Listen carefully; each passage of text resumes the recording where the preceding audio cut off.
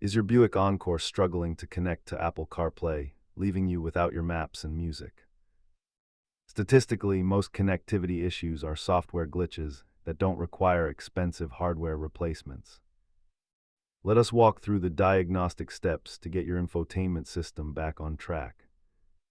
Start by cleaning your charging port, swapping your cable, and forgetting the device in your iPhone settings. Check your iOS version and confirm that no restrictions are blocking CarPlay access in your vehicle settings.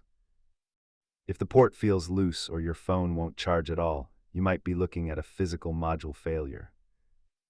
Try these simple fixes at home before committing to a costly trip to the service center. As you can see, replacing a faulty cable is significantly cheaper than a full module or dealer-led repair. For advanced steps, try a hard reset by disconnecting the battery or checking the infotainment fuses. Keep a basic set of plastic trim tools and a reliable spare cable in your glove box for emergencies.